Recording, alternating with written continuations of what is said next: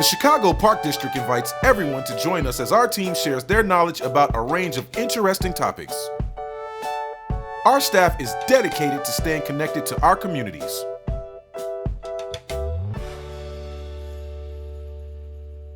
We are here to show you that you can use yoga at any time, any space, with any body type.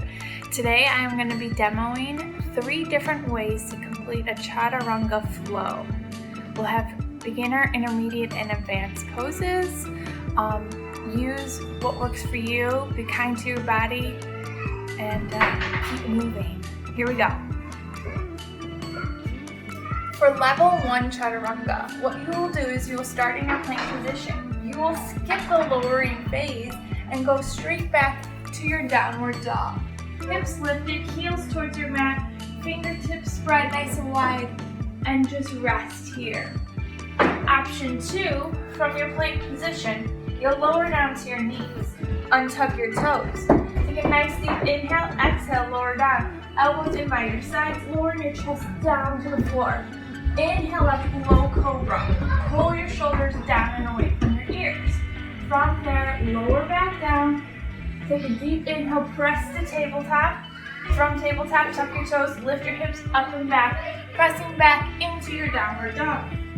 And then your final option, the most advanced option, is from your plank position.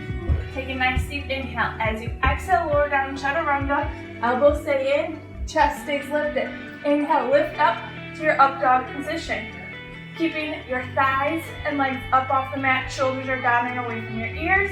And as you exhale, tuck your toes, lift your hips up and back, pressing back into your downward dog position.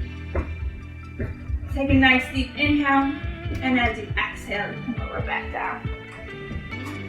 So those are 3 easy ways that you can complete a Chaturanga Flow. Give it a try. These days, it's more important than ever to come together as a community, whether it's from our living rooms, kitchens, or backyards.